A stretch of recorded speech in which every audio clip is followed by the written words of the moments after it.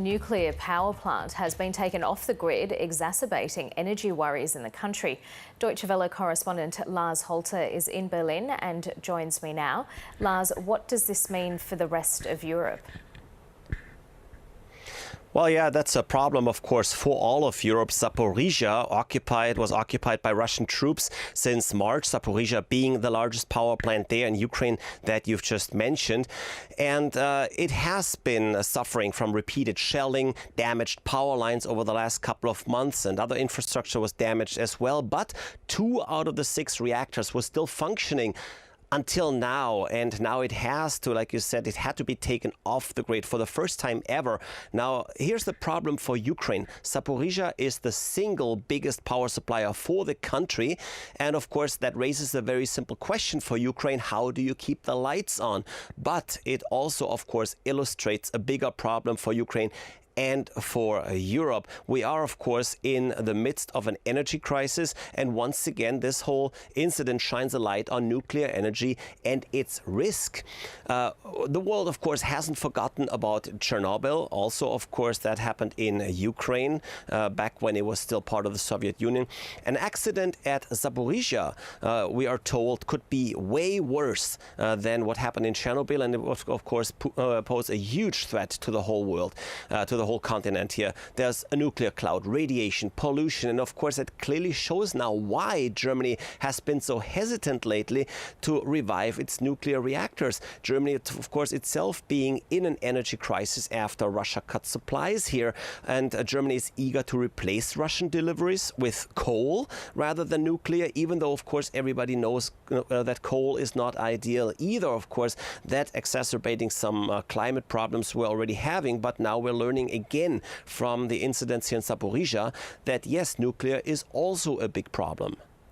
So if we stay on the energy topic, Lars, Germany has struck a new agreement with Canada. Yes, and that is at an interesting moment now because, as I just mentioned, coal is not really what you want to keep alive for much longer because it comes with its own set of problems. But nuclear power now is also not where you want to go. And now Germany is looking for alternatives, and hydrogen came up as a big alternative. Now, we had a 3-day trip here with German Chancellor Olaf Scholz and his economy minister Robert Habeck for top-level talks in Canada. And they met with Prime Minister Justin Trudeau there, and I just want to quote him, Trudeau saying, "We cannot as a world continue to rely on authoritarian countries that will weaponize energy policy as Russia is," end quote. So what he's essentially saying is, yes, we do need to forge new partnerships, and of course when it comes to energy, not only new partnerships, but we have to be looking into new technologies. And yeah, hydrogen is something that is big in Canada already. Canada produces massive amounts of it in Newfoundland, that is, and that can be shipped to Germany and to other countries, and it can replace coal, gas and oil, and mostly that is, of course, in industrial settings, but also in transportation.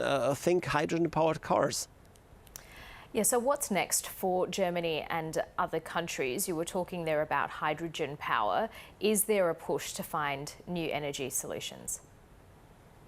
Yes, there is. Really everywhere you're looking. Hydrogen being the latest solution here now, especially in that deal with Canada, because it can be produced in a green way using wind power for the process.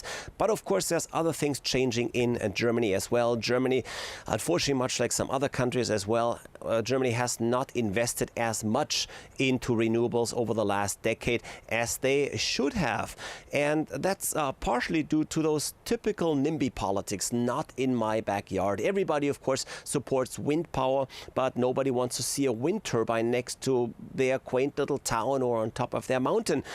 In Bavaria, for example, wind turbines can't even be built anywhere closer than 2 kilometers to the nearest house, and that doesn't leave that much space to build them anywhere. And some of these things are changing because the mood in Germany is changing politically, but also I'm seeing more and more smaller projects that I personally find quite interesting. For example, one project I just came across, farmers now starting to cover their fruit orchards with solar panels. On the one side, of course, that gives protection protection to the trees from the elements.